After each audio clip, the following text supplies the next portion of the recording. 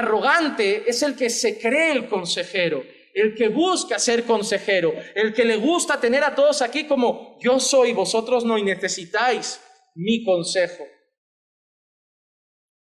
El arrogante es el que va a estar midiendo a todos, pero no se va a medir a él. Y eso es lo que está tratando Jesús. Jesús no está diciendo, no vayas a corregir a tu hermano. Jesús está diciendo que debemos emitir primero un juicio sobre nosotros mismos. Que debemos hablar a nuestro propio corazón, examinar nuestra propia vida, analizar nuestro propio fruto, antes de ir a hablar del fruto de los demás. Hermanos, somos muy prontos para opinar de vidas ajenas.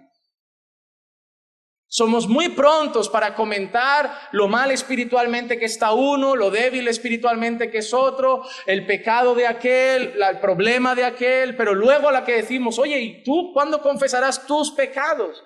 No, yo se los confieso al Señor. ¿Y por qué los tuyos se los confiesas al Señor y los del hermano nos los confiesas a nosotros? ¿Por qué tu vida es más privada? Porque eres tan soberbio que tu reputación vale demasiado para ti, que no te importa difamar y destrozar la reputación de otro, pero nadie puede tocar la tuya. De eso están hablando Santiago y Jesús. Hermano, cuidado con esto y oro para que esto se rompa, que el Señor destroce el deseo por guardar reputación que hay en muchos corazones.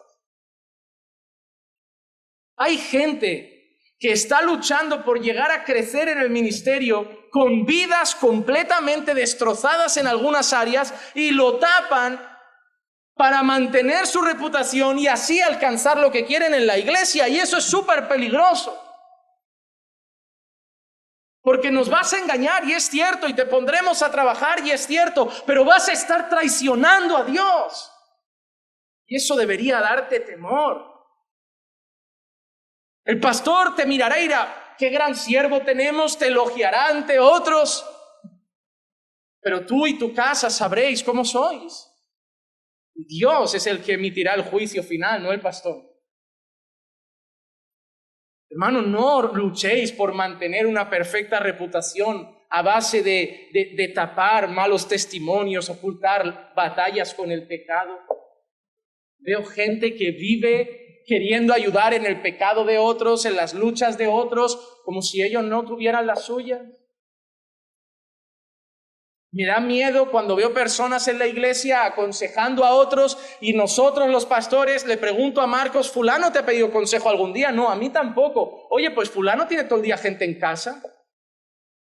Qué raro, ¿no? Que fulano esté cuidando a medio rebaño y nosotros ni cuidamos de él o de ella.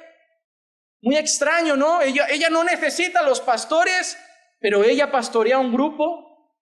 Él no necesita el consejo del pastor, la guía del pastor, pero él vive aconsejando a otros. ¿Qué creéis que hay detrás de todo eso? ¿Qué creéis que hay detrás de eso?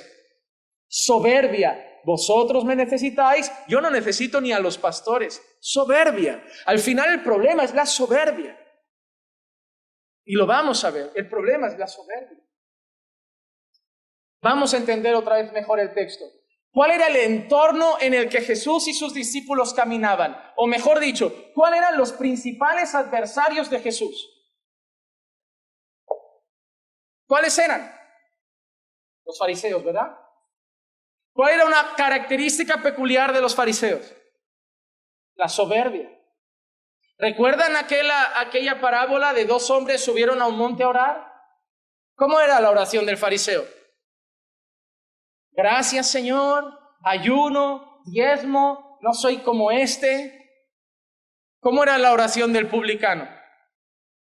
Soy un miserable, soy pecador, no valgo para nada, no soy digno ni de orar. ¿Qué pregunta Jesús? ¿Quién bajó justificado?